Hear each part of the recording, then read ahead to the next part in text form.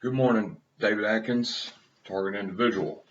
Okay, today I found a very interesting article. And I don't know who wrote it, so I don't, I never take credit for something if I didn't write it or nothing. But I found it on Reddit and it said copied.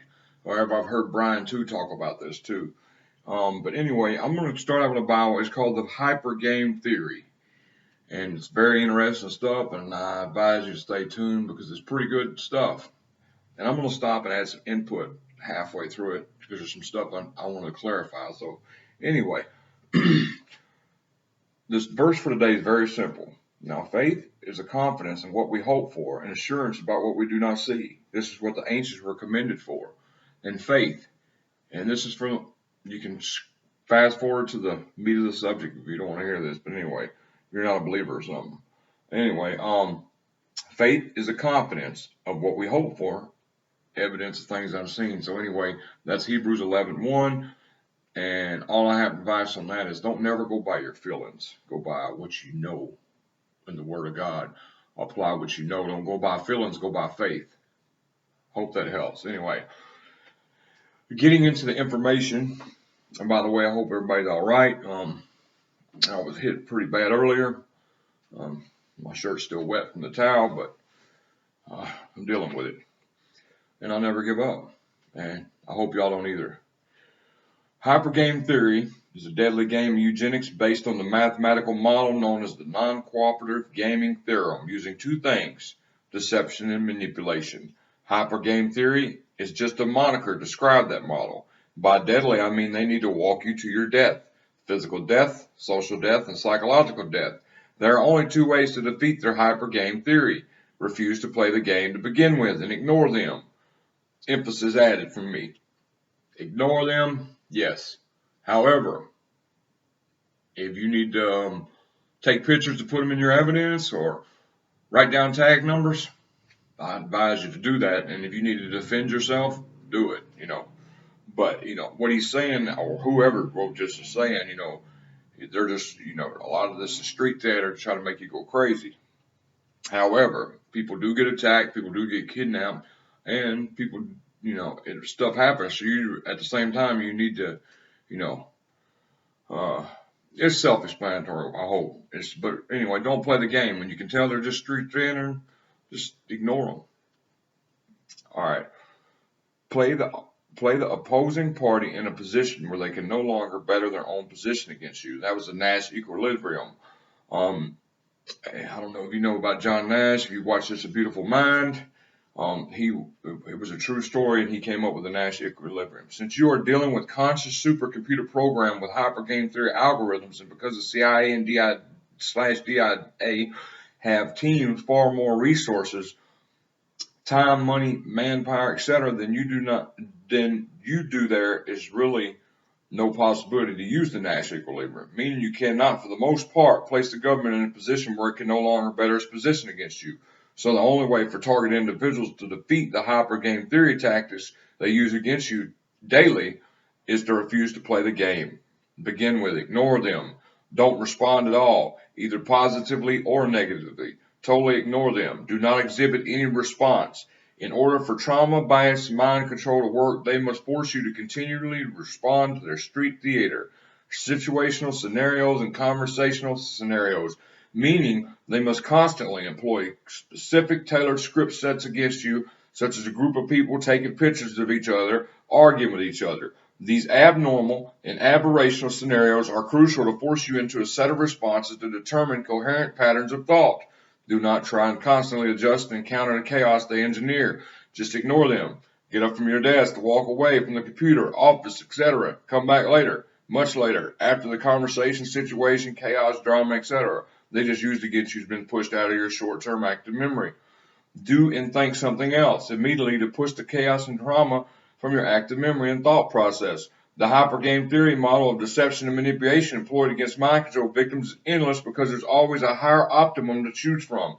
So because there's always a higher optimum to choose from, there's always a next move to be made by the CIA, DIA, hive mind teams, surveillance teams, organized stalkers, etc., and specifically the conscious RNNM supercomputer system of remote neural networks that is basing directed energy torture on that model. Start, torture, stop, start, stop, etc. The process is endless. Hence, the game never ends because the system must constantly provoke you into sensory and neural responses to engineer patterns of multiple synaptic responses. One response is not enough. They need multiple responses of the same behavior, etc., to determine the coherent patterns of thought verification. Only then can those synaptic responses be integrated back into remote neural monitoring data, as the conscious supercomputer will continue to build a cognitive model of your will, intellect, and emotion for training, research, and development. As such, the hypergame process is endless and can be triggered at will by the attackers, and many times you will only notice the remote neural attacks happening if you learn to read the active memory. In order for the hypergame theory to work, meaning for the CIA, DIA, hive mind teams to make a next move, they must force the mind control victim to move or respond first. The objective being to force the victim into an endless series of synaptic responses each day, meaning to place a victim into and keep the victim inside a psychotronic concentration camp, which is sort of a combination of two movies, The Exorcist and Truman Show. This is why the victim is surrounded and boxed in constantly, for as soon as the victim is chosen for this technology, all available apartments, homes, hotels, rooms, etc. next to and around the victim are sublet. The CIA, DIA, trauma-based mind control hive mind teams training, research, and development begins, culminating in the cold-blooded murder and incapacitation of the victim once training, research, and development ends. Dead men don't talk. What I mean is they trigger or engineer chaos, torture, and trauma in the victim's daily life, daily activities, and then wait for the victim to respond to that fabricated torture, trauma, and chaos which the victim must do to function and survive, thereby forcing the victim into an endless series of counter moves throughout the day, just trying to function and survive inside a psychotronic concentration camp because of the physical and psychological trauma and torture. Each counter move is an evoked potential which can be remotely measured and integrated into RNM data. And that sounds really, really good. And it makes sense. Ignore them. But you say, well, I can't ignore them if I'm taking pictures. Well, take a picture, write the license plate down, walk away. Put it somewhere, walk away. Then maybe revisit it. What? I'm not the one that wrote this. I'm just saying theory of what I would do. You can't just. If you're out in traffic or somebody's harassing you, and you get the license plate in the car and all that, you get pictures, you have to do something with them. So you do have to think about it, but just don't let it freak you out. But at the same time, be prepared for, just in case you do get attacked. But see, this is confusing, but there's a way to block it out of your mind, is what he's saying, I guess. He or she, whoever wrote this.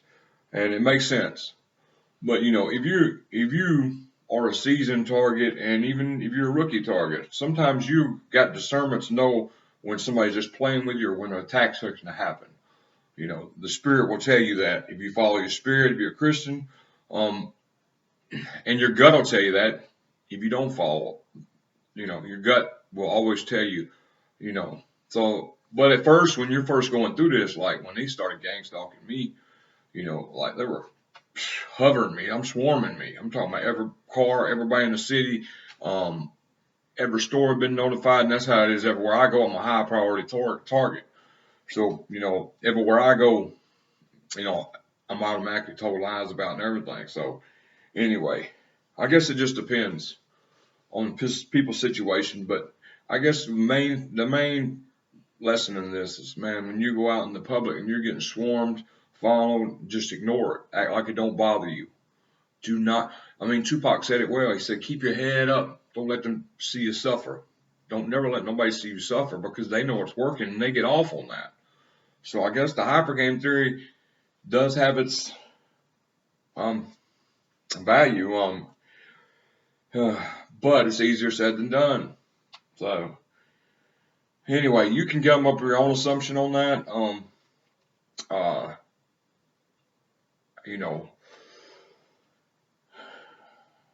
I think it makes a lot of sense, but I think it's easier said than done. Anyway, I will do another video tomorrow. God bless y'all, and I hope y'all are having a good day considering the torture we're enduring.